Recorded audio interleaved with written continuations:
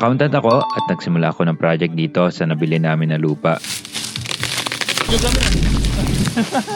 Ang 150,000 pesos camping site project.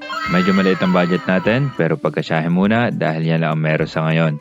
Anyway, tatapusin na ang buhos ng mga concrete post sa mga mohon ngayong araw. Nakakarga na sa pick-up ang pangalawang batch natin ng ating mga pamoste.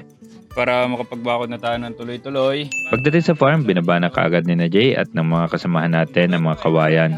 Di na ako nakapag-video at may kinausap ako na importante. Pagbalik ko, nagtatabas na sila. Pero sisipatan ko na rin likod na side para makita na ang lulusutan ng bakod natin. Pagkatapos kong ilapat ang tanse, makikita na ako saan dadaan. Kailangan lang hawiin ang tatamaan, kaya pinutol namin lahat ng puno na madadaanan. Ito naman mga puno na ito ay asis lamang, malunggay at madre cacao. Ito, kailangan din natin itong tagpasin. Alin? Ito. Kaya hindi na nakakahinayang. Marami niyan dito. Anyway, hindi naman namin pinatay ang puno eh.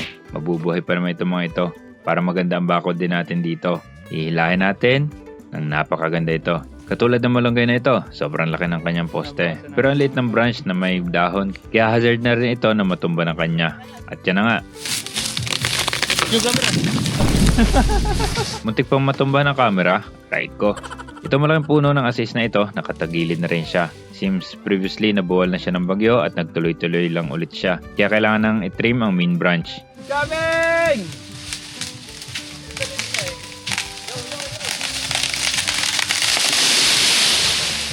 Pinagtulungan namin itong itapon sa hukay. Ay napakabigat naman eh, kainaman na. Pinigilan! Sa isang side naman, dito maraming wires kaya nakakatakot magtrabaho dito. Ang bilin ko na lang, mag-ingat ng husto. Huwag basta-basta hahawak ng hindi sure sa hawakan. Konti lang naman ang na-move dito sa side na ito. Sa isang dulo, walang movement. Pero sa kabilang dulo, mga 2 feet lang.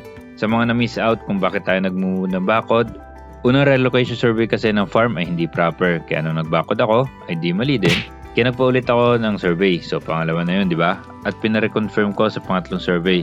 Nag-match naman ang sukat ng pangalawa at pangatlong sukat. Kaya mataas na ang confidence ko sa property line natin. And maya-maya, dumating na ang tricycle na ginagamit natin panghakot ng ating halo ng semento.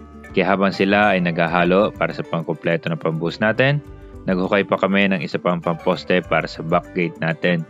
Maglalagay tayo dito ng isa pang gate para kapag kailangan dumaan, may kukunin, magtatapos kahit paano. Hindi na natin kailangan umikot. Baka rin masira pa ang bakod kakalalak daw pag lalakdawan. Napalaban na naman tayo ng buhos. Napalaban ng mga kasamahan, pati ang tricycle natin.